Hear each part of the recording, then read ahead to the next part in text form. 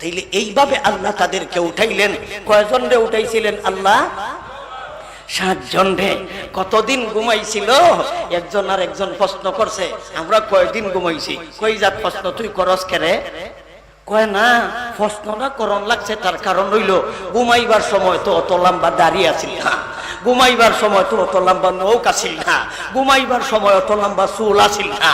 এখন আমি তোর দিকে তাকাইয়া দিকে লম্বা দাড়ি, তোর দিকে তাকাইয়া দিকে লম্বা মুছ, তোর দিকে তাকাইয়া দিকে লম্বা নখ, এই কারণে আমার সন্দেহ হচ্ছে আমরা এখানে কয়দিন ঘুমাইছি। একজন কয় আসলে কি ঘুমাইলে আর কয়দিন ঘুমায়? কয়দিন ঘুমায়? হয়তো একদিন কিবা তো আধা দিন। উনি উত্তর দিছে ইয়াউমান আও বাদা ইয়াউম, একদিন অথবা আধা দিন ঘুমাইছে। একজনে কয় আরে না, একদিনে অত লম্বা দাড়ি হইতো না। কিতা কোন বেড়ার 60 বছর 70 বছর অহন হইছে, এখন পর্যন্ত বেড়া দাড়ি উঠতাছে না। একদিনে দাড়ি ভয় পাইতো না, এদের জন বেশি। জনের ভয় দেখাইলে এরা ভয় পাইতো না, তাদের জন বেশি। ক্ষমতার ভয় দেখাইলে এরা ভয় পাইতো না, তাদের ক্ষমতা বেশি। তাহলে যার ক্ষমতা বেশি তাদেরকে ক্ষমতার ভয় দেখানি যাইত না, যাদের জন বেশি তাদেরকে জনের ভয় দেখানি যাইত না, যাদের দন বেশি তাদেরকে দনের ভয় দেখাইলে হইতো না। তাহলে দনের চাইতে বড়, জনের চাইতে বড়, ক্ষমতার চাইতেও বড় ইডার ভয় দেখাইতে। নবী ইডার ভয় দেখাইতে যাইয়া নবী কিয়ামতের ভয় দেখাইতেন। ইডি এদের মাথায় ধরে না।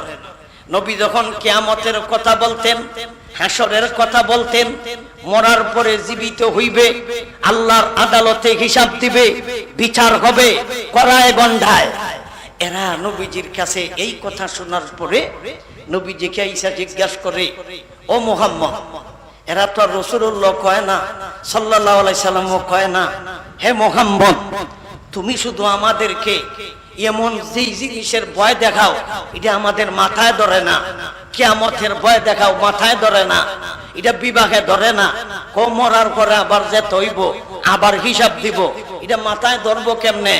মরার পরে জিত হইব এটা তো আমাদের বিভাগে ধরে না, এটা তো আমাদের মাথায় ধরে না। 1-2 জন যদি যেতা হইয়া আইতো বাড়িতে, তেনা বিশ্বাস করতাম মরার পরে আমরাও জীবিত হইতাম। আমার দাদা মরছে আইছে না, নানা মরছে আইছে না, শাশুর শ্বশুরি মরছে আইছে না, শাশুর মরছে আইছে না, কত বাপ দাদা 14 গোষ্ঠী মারা গেল, একজন তো বাড়িতে হিরাইল না, আমরা মইরা আবার চিন্তা হইম, এটা কেমনে বিশ্বাস হয়? এটা মাথায় ধরে না, এটা যুক্তি ধরে না। নবীজিরা ঈসা বলতাছে এমন অবান্তর ওয়াজ করো যা যুক্তি ধরে না, এমন অবান্তর কথা কও যা আমাদের মাথায় ধরে না। তাইলে আপনাদের ধারণা মরার পরে জীবিত হইব, মানুষ আবার আদালতে হাজির হইব নি? আপনার মাথায় ধরছে নি? কিন্তু এরার মাথায় ধরত না কেন? আপনার যেই যুক্তি হেরার অর্থই যুক্তি, হেরার যে যুক্তি আমরার অর্থই যুক্তি হই। কারণ আমরার বাপ মারা গেছে, এই যে পাশে গুরুস্থান, আপনার দাদা মারা গেছে পাশে গুরুস্থান, আপনার নানি মারা গেছে পাশে গুরুস্থান, আপনার আত্মীয় স্বজন মারা গেছে পাশে গুরুস্থান। 1-2 জন যেটা ওইয়া বাড়িতে আইছে নি? আইছে? আওয়ার সম্ভাবনা আছে তো? তাইলে হেরার অর্থই যুক্তি হই। আমরার দাদা যেমন ভাবে মরে আইছে না, হেরার দাদা বাপ দাদা 14 গোষ্ঠী মরে কেউ আইছে না, এটা তাদের মাথায় ধরে না। আর আমরার মাথায় ধরে। আল্লাহ আরেক আয়াত নাযিল করে তাদের এই ফসা যুক্তির খণ্ডন করেছেন। আল্লাহ বলেন, وَكَذَلِكَ أَعْثَرْنَا عَلَيْهِمْ لِنَعْلَمُوا وَكَذَلِكَ أَعْثَرْنَا عَلَيْهِمْ لِيَعْلَمُوا أَنَّهُ আয়াতের মর্মার্থ হলো إِذْ يَتَنَازَعُونَ بَيْنَهُمْ أَمْرَهُمْ فَقَالُوا ابْنُوا عَلَيْهِمْ بُنْيَانًا। এরা যেই জিনিস নিয়ে মতানৈক্য করে, যেই জিনিস নিয়ে ঝগড়ায় লিপ্ত হইছে, মরার পরে জীবিত হইব কিনা হইতো না, নবী কই হইব হেরা কই হইতো না, এদের মধ্যে দ্বিধাদ্বন্দ্ব।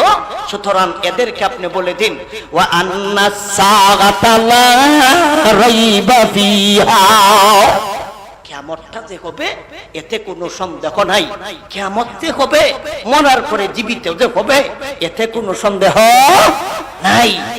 আপনার এরার যে বিশ্বাস হয় না, তাইলে এক দুইজন আইলে বিশ্বাস হইব, এক দুইজন আইলে বিশ্বাস হইব। তাইলে আপনি ওই ইতিহাসটা তাদেরকে স্মরণ করাইয়া দেন। এটা তাদের তাওরাতে আছে, এটা তাদের ইনজিলে আছে, এটা তাদের জবুরে আছে।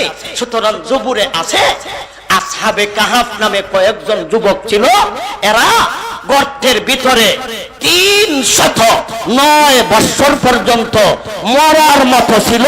আল্লাহ 309 বছর পরে যদি আল্লাহ মাটির ভিতর থেকে এদেরকে সশরীরে জীবিত কইরা আনতে পারলো, তোমাদেরকে আল্লাহ কেন মরার পরে জীবিত করতে পারবে না?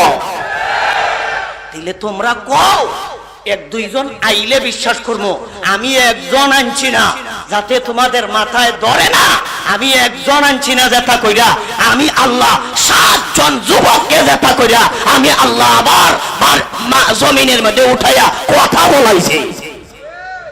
ওইছে না ওইছে না? সূরাতুল কাহাফ আয়াত নাম্বার 19। وكذلك بعثناهم ليتساءلوا بينهم قال قائل منهم كم لبثتم قالوا لبثنا يوما أو بعض يوم قالوا ربكم أعلم بما لبثتم فابعثوا أحدكم بورقكم هذه إلى المدينة ولينظر أيها أزكى طعاما فليأتكم برزق منه وليتلطف ولا يشعرن بكم أحدا। এই আয়াতের সারমর্ম হলো মর্মার্থ, আপনি এদেরকে বলে দিন এইভাবেই আমি আল্লাহ তাদেরকে উঠাইলাম, আমি আল্লাহ এইভাবে তাদেরকে উঠাইলাম, আর তোমরাও আমি আল্লাহ এইভাবেই উঠাইব। তাইলে এইভাবে আল্লাহ তাদেরকে উঠাইলেন। কয়জন রে উঠাইছিলেন আল্লাহ? 7 জন রে। কতদিন ঘুমাইছিল? একজন আর একজন প্রশ্ন করছে, আমরা কয়দিন ঘুমাইছি? কই যাক প্রশ্ন তুই করস কেরে? কয় না, প্রশ্নটা করণ লাগছে তার কারণ হইল ঘুমাইবার সময় তো অত লম্বা দাঁড়িয়ে আছিল না, ঘুমাইবার সময় তো অত লম্বা নৌক আছিল না, ঘুমাইবার সময় অত লম্বা চুল আছিল না। এখন আমি তোর দিকে তাকাইয়া দিকে লম্বা দাড়ি, তোর দিকে তাকাইয়া দিকে লম্বা মুছ, তোর দিকে তাকাইয়া দিকে লম্বা নখ, এই কারণে আমার সন্দেহ হচ্ছে আমরা এখানে কয়দিন ঘুমাইছি। একজন কয় আসলে কি ঘুমাইলে আর কয়দিন ঘুমায়? কয়দিন ঘুমায়? হয়তো একদিন কিবা তো আধা দিন। উনি উত্তর দিছে ইয়াউমান আও বাদা ইয়াউম, একদিন অথবা আধা দিন ঘুমাইছে।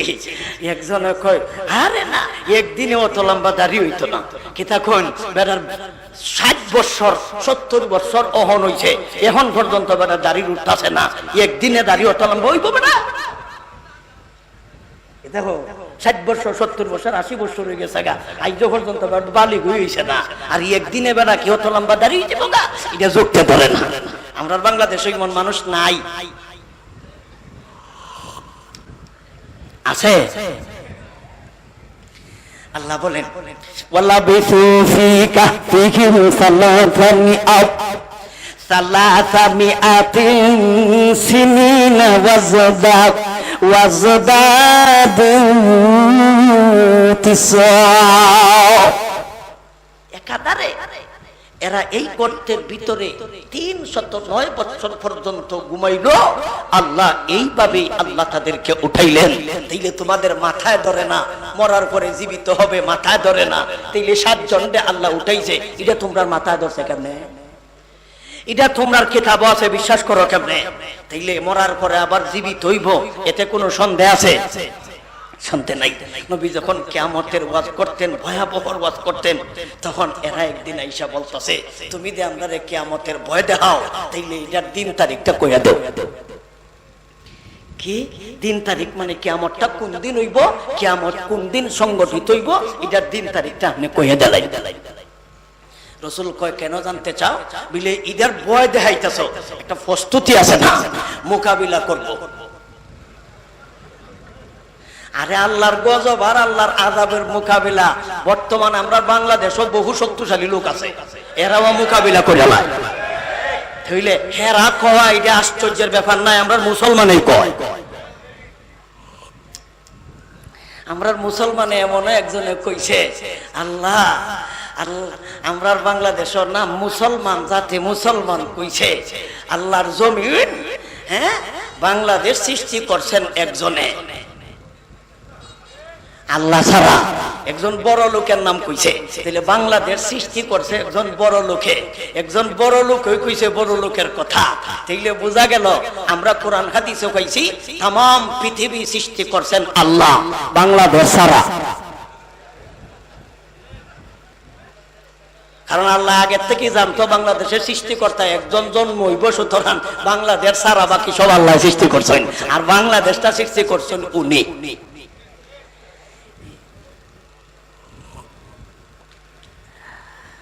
আল্লাহ তাইলে এরা যখন জিজ্ঞাসা করছে যেই দিন কিয়ামত হইব দিন তারিখটা আপনি কইয়া দেন, এই প্রশ্নের উত্তর দিতে যাইয়া আল্লাহ সূরা মুহাম্মদের 18 নম্বর আয়াতখানা আল্লাহ নাজিল করেছেন।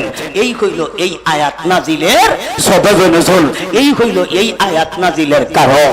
এতক্ষণে আমরা কারণ কইলাম, এখন আইন আমরা এই আয়াতটিকে 3টি ভাগে ভাগ করি, এরপরে একটা একটা করে আমরা তরজমা করব ইনশাআল্লাহ।